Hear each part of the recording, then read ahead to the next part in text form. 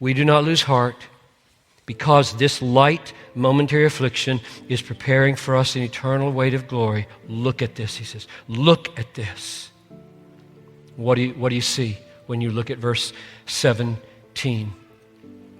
You see him calling his affliction, which lasted a lifetime, momentary. Paul, you realize, I'm 67, you're supposed to retire, right? Paul suffered until the sword severed his head from his body.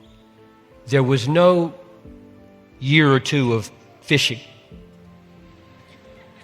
or golf. If Paul was going to have a retirement, it would be post-beheading.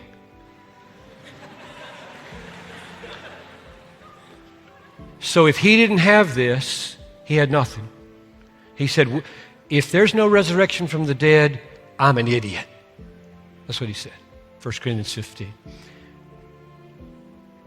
He called his lifelong beatings and shipwreck and sleepless nights and agony for the church, he called it momentary. You see that there in verse 17? This light momentary. He called it light and he called it momentary. 20, 30 years of relentless imprisonments and persecution. And he calls it momentary and he calls it light. And you see also, don't you, the contrast between momentary in verse 17 is eternal, and the contrast with light is weight. So let's read it again. Notice those parallels. His light momentary affliction is preparing for him an eternal, that corresponds to momentary, weight, that corresponds to light, of glory. So he could see, really? You can't see, but he saw beyond the grave, according to promise, he saw glory. The glory of God that would be seen and the glory of God that would be given to him. And it made his lifelong suffering look momentary, and it made the weight of the pain look light. You got to die for Jesus. You're going to call that light? Yes. Why? Because I look to the unseen. What? Glory. Glory beyond the grave that's going to so make up for this brief life. It will look momentary and it will look light. That's the unseen you got to look at. One more thing. Not only is all your affliction momentary, not only is all your affliction light in comparison to eternity and the glory there, but all of it is totally meaningful. This text says our light, momentary affliction is preparing for us an eternal weight. It doesn't say will be followed by an eternal weight of glory. That would be good enough. That would be good enough. That's not what it says.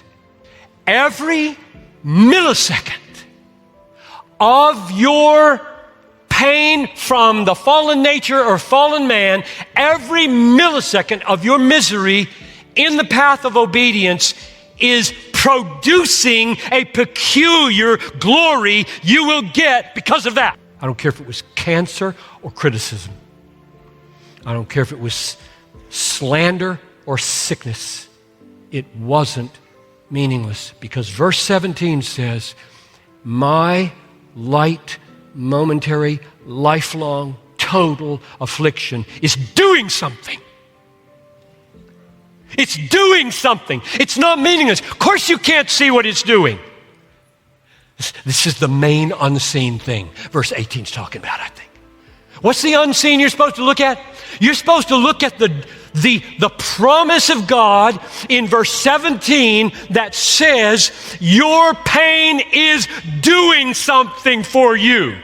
You can't see it, you can't feel it. Either you see it with the eyes of faith, believe it because the text says it, or you lose heart. Don't look to what is seen.